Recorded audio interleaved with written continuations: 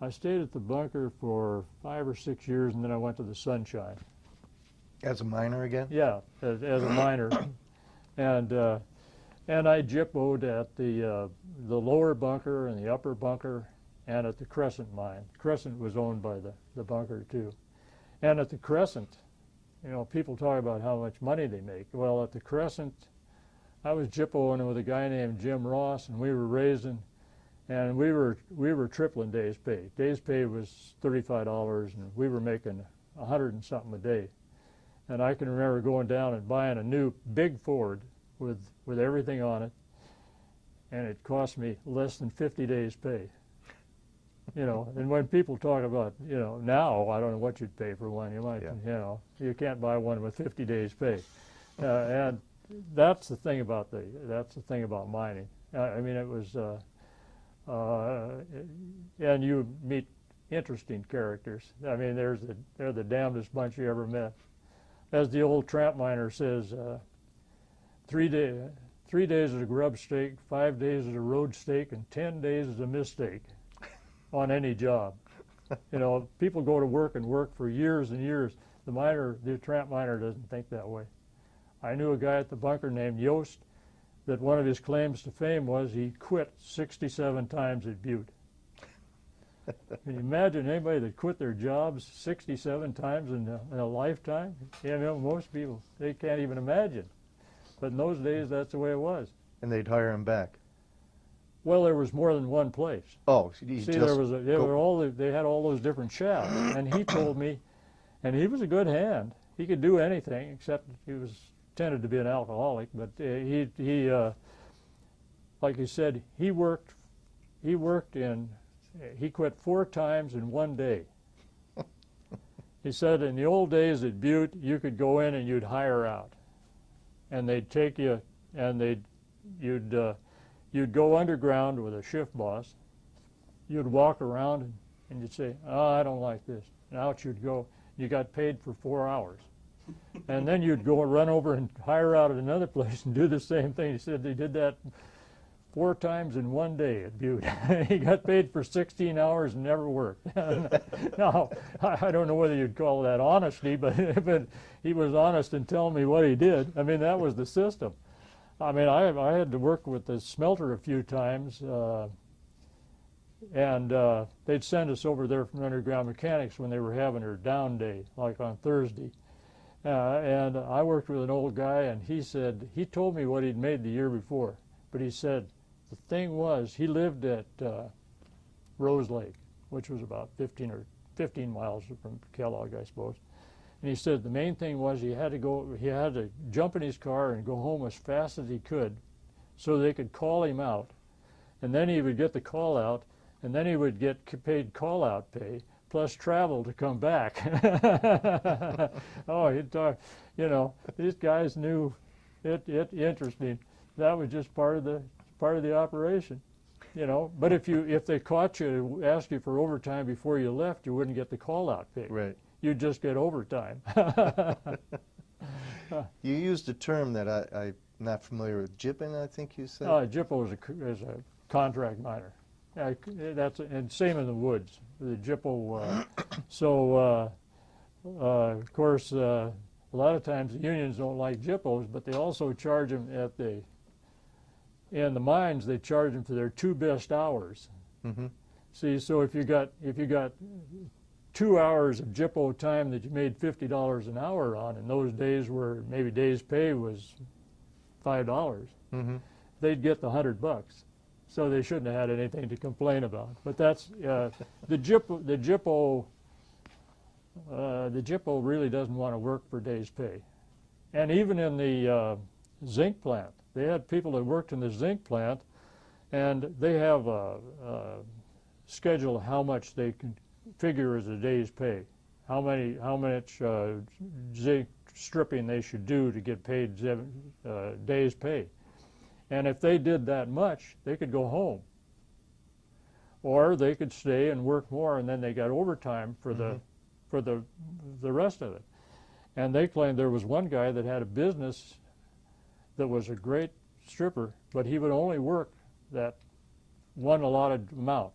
you know, for his day's pay, and it took him an hour and a half.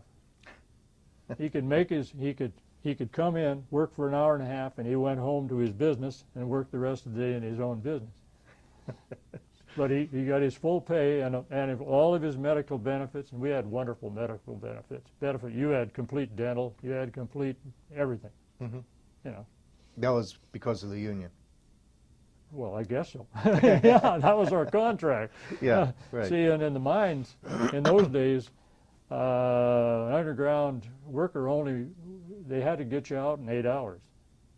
See, you went underground for 8 hours and got paid for 8 hours, but if you ate or whatever you did was part of your pay, and you had to be outside in 8 hours, or they had to pay you overtime. Mm-hmm. So some people, you know, they'll talk about miners, but miners in those days, before the too many of the central bankers and commodities traders and I don't know, international criminals got a hold of the thing. Boy, you know, you could do very well. Mm-hmm. And of course, you got to watch out you didn't get squashed in the process. Oh, yeah. Yeah. You know, there are problems with it. You know, there's a certain amount of danger, but you know, you just have to be careful. They always talk about OSHA and so on saving you. When I went to work at the bunker, they gave us a book that thick with their rules, and that's the stuff they would can you for. Mm-hmm. Those are breaking the safety rules. Yeah. Yeah. You know, people will say, well, they don't care. Well, they do care because it's too expensive to have people get hurt. Mm-hmm. If you take all the humanitarian part out of it, they don't want anybody to get hurt. Mm-hmm. So you mentioned that you were a mechanic. Underground mechanic. Yeah. Why don't you explain a little bit what that job entails? Well, when they hired me and I was going to do it, I said to that superintendent, I said, well, have you got any information before I make the first shift so I got an idea of what I should do? He says to me, hell, nobody else cares. Why should you? Anyway, we took care of the air doors. We took care of all the mechanical stuff, except you know we didn't take care of the electrical. In that mine, the electricians, you couldn't change a light bulb. The electricians had to change a light bulb. Mm-hmm. You know, we had light bulbs in our underground lockers, like down in what they called it, Scotty Chop, where you went at the Kellogg Tunnel and went back into where the #1 hoist was. And we had big steel lockers to keep our stuff in, and they had a light bulb in it so they wouldn't rust. And if your light bulb went out, you had to get an electrician to change it. So, and the machine shop, you know, you talk about union shop. They had 8 different unions in the machine shop, and these guys spent all the time filing grievances against each other. It was comical. Sometimes they do it just for fun, or? No, they were serious. No, it's a serious thing, you know. Mm-hmm. You know, guys just doing it so they can get a grievance filed on them. None of that. No, it was serious. It was territorial. Mm-hmm. Yeah, it was very territorial. Yeah. They didn't want anybody to cross that line into their territory. Yeah. No, they meant business. Protecting their own job. Yeah. Yeah. You're darn right. Yeah. No, anyway, that's what it was. Okay. You mentioned before they gave you $2,000 for those sculptures. Yeah. Now, were those full-size sculptures or tabletop? Little, yeah, Tabletop. 1/6 scale. Oh, okay. Great. Yeah. So, from the mining, how did you transition to Boeing? Well, I worked there. I worked at the Sunshine, and I was also a shift boss at Sunshine. And then I got involved with a geologist from Sunshine, the chief geologist, and we were talking. And he was telling me about this property in Montana and how we can leach gold, and I'd start this company. Anyway, yeah, my wife's still complaining about the $10,000 I stuck in that thing to get that lease. Anyway, I ended up quitting, and we went into our gold mining operation, and And I was in there for about 3 years, and it just, you know, the expense, the overhead was greater than the gold you got. That's all there is to it. You can't. It's a very tough situation, and you're at the mercy of the market, and you go from, I think the gold was $400, and then it went down to about $275, and anyway, we had to give up on our situation, and then I went with this other guy down to by Stanley, Idaho, on this mining project. Now you meet a lot of people in mining. This guy was he had a big title, and our accountant for our mining company, our gold mining company, knew of him and thought he was a straight shooter, you know. And anyway, I ended up working with him, and I still remember when I went to his funeral. I attended this guy's funeral. He supposedly drowned, and well, anyway, when they caught him and put him in prison.